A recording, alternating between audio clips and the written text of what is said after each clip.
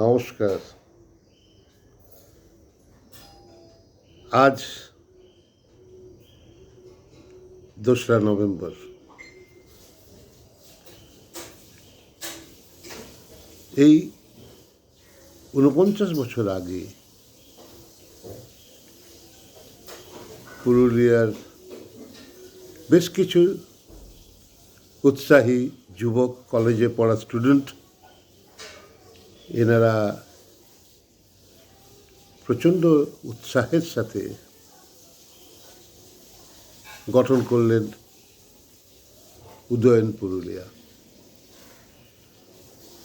নাটক করে ফেললেন ৫ই মে ১৯৭২। তৃতীয় কণ্ঠ রতন কুমার ঘোষের, আর চিররঞ্জন দাসের সময়ের ঘড়ি। তারপরে অনেক বছর কেটে গেল, কত স্টুডেন্ট এলো, স্টুডেন্ট নাটক করতে এলো, যুবক এলো, শিল্পী এলো, অভিনেতা এলো, ভাস্কর এলো। ধীরে ধীরে ধীরে ধীরে গড়ে তুলল উদয়ন। উদয়নের প্রতিটি পদক্ষেপ আপনাদের সময় করে আমরা জানিয়েছি। ফেসবুকের পাতায় গত ২৮ তারিখ থেকে আমরা দিয়ে আসছি। উদয়নের ৩টি ফেজ নিয়েও বলেছি। ১৯৭২ থেকে ১৯৭৬, ১৯৭৬ থেকে ৮৫ দ্বিতীয়, আর ২০১৯ থেকে আজ পর্যন্ত তৃতীয় ফেজ। মাঝে একটা বিরতি, একটা কর্মবিরতি বলা যেতে পারে, কারণ আমি এখানে ছিলাম না। আমাদের অনেকেই নাটক বয়স হয়ে যাওয়ার জন্য ছেড়ে দিতে বাধ্য হয়। এরকম অবস্থাতে আমরা আবার শুরু করেছি। প্রচুর ট্যালেন্টেড অভিনেতা, পরিচালক আমরা সাথে পেয়েছি। প্রত্যেকেরই নাটকের প্রচুর অভিজ্ঞতা আছে। এই রকম লোকজন নিয়ে আমি শুরু করেছি। আবার আমরা শুরু করেছি উদয়ন পুরুলিয়ার তৃতীয় পর্ব। শুরু করলাম, তারপরে 2019-এ 1 ডিসেম্বর আমরা করলাম নাটক, আমারই লেখা তিষ্ঠ ক্ষণকাল মধুকবি স্মরণে। মাইকেল মধুসূদন দত্ত পুরুলিয়ায় এসেছিলেন, আপনারা জানেন। কাশীপুরের রাজবাড়িতে তিনি ম্যানেজার কাম আর্থিক সলাহকার হিসাবে যুক্ত হন। বেশি দিন ছিলেন না, কিন্তু যতদিন ছিলেন ততদিন তিনি খুব ভালোবেসেছিলেন। কম টাকা হলেও তিনি নীলমণি সিংদেও, তৎকালীন রাজা, তার সাথে কাজ করতে শুরু করেন এবং একটি কোর্টের রায়ে ওই নীলমণি সিংদেও হেরে যাওয়াতে তার ক্ষোভ, রাগ সমস্ত পড়ে যায় মাইকেল মধুসূদন দত্তের উপরে। তারপর উনি চলে যান। উনি গল্পের উপর ভিত্তি করেই আমার নাটক ছিল তিষ্ঠ ক্ষণকাল মধুকবি স্মরণে। আমরা যা দর্শক পেয়েছি তার থেকে ফিডব্যাক পেয়েছি, খুবই ভালো হয়েছে বলে। এবং ভবিষ্যতে এই নাটক আরও শো করার চেষ্টা করব, কারণ গত 1 বছর ধরে আমরা কিছু করতে পারলাম না। আপনারা জানেন যে কোভিড-19-এর অতিমারির প্রকোপে আমরা কিছুই করতে পারিনি। আগামী দিনে দেখব কিভাবে কি করা যায়। তবে এইটুকু বলতে পারি যে আমাদের এখানে উদয়ন পুরুলিয়া এখন যে অভিনেতা, অভিনেত্রী এবং অভিজ্ঞ লোকদের সংযোজন ঘটেছে। তাহলে এটুকু বলা যেতে পারে যে আরও বড় কাজ আমরা করবার সাহস রাখি এদের নিয়েই। দিব্যেন্দু বন্দ্যোপাধ্যায়ের মতন অভিজ্ঞ লোক,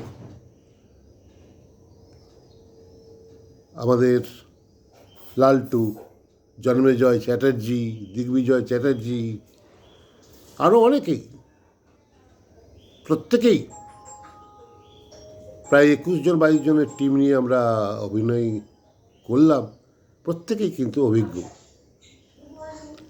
প্রত্যেকেই অভিজ্ঞ। সেই অভিজ্ঞতার জোরেই আমি বলতে পারি যে আগামী দিনে আমরা দুটো অনুষ্ঠান করার বাসনা রেখেছি।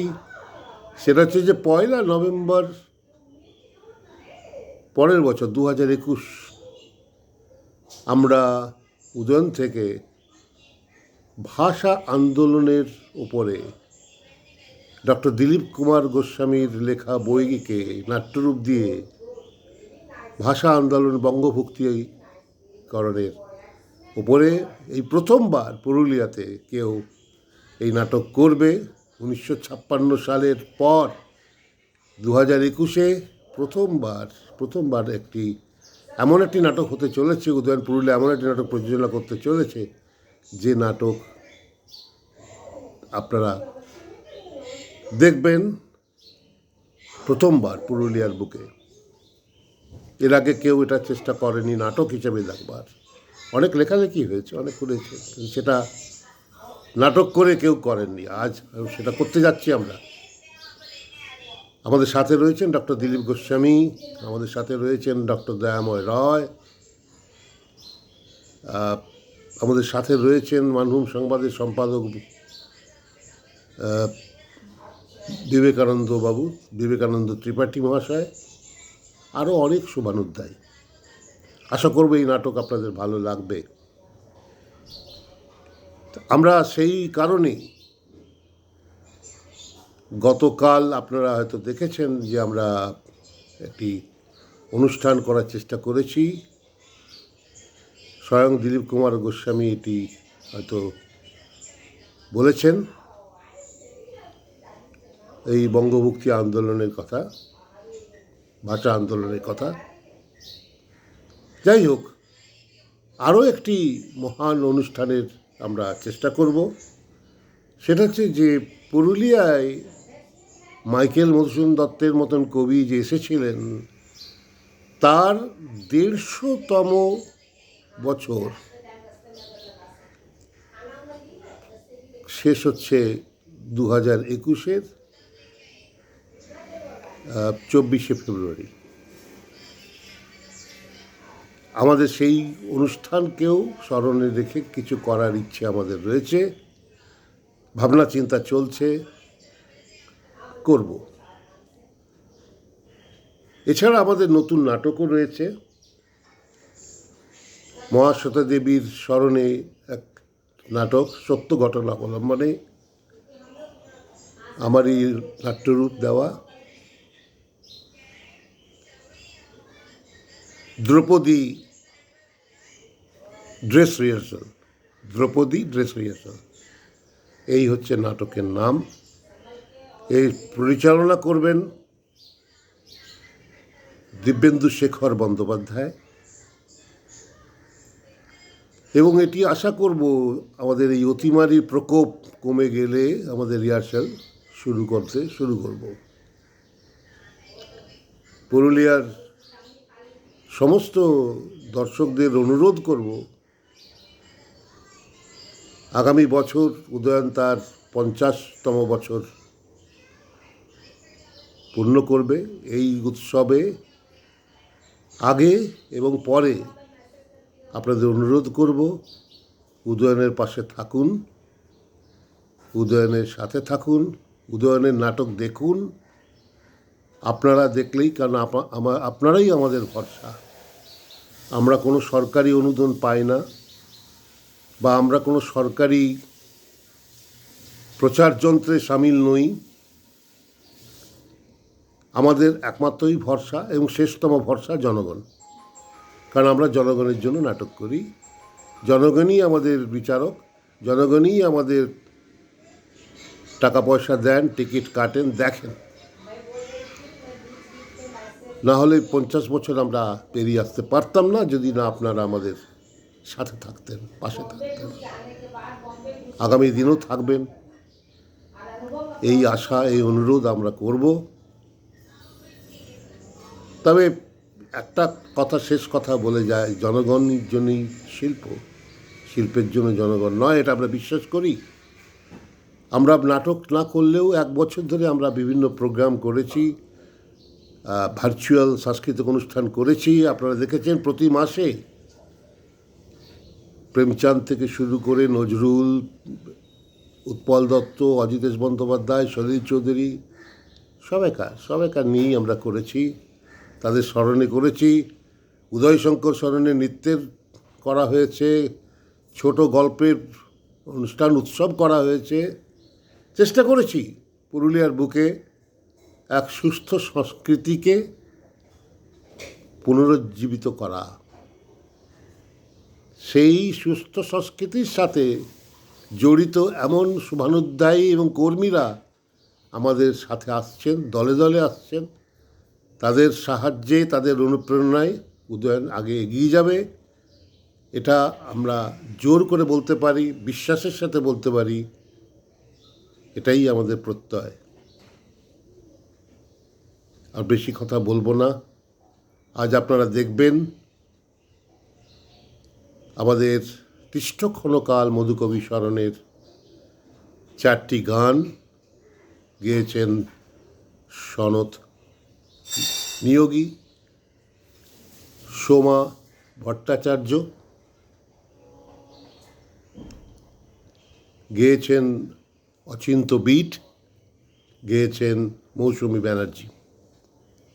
আর রয়েছে শান্তিগোপাল মুখার্জি পরিচালিত পুরুলিয়ায় মাইকেল। এটি সম্প্রচারণা হয়েছিল আগে, আবার করছি। মাইকেলকে স্মরণে রেখে তার নিয়ে একটি আলেখ্য, ছোট্ট আলেখ্য আমরা প্রস্তুত করেছিলাম। তারই রিপিট টেলিকাস্ট আমরা করব আজকে, দেখবেন। এই বলে আপনাদের প্রত্যেকের সহযোগিতা কামনা করে আমি আমার বক্তব্য শেষ করছি। নমস্কার।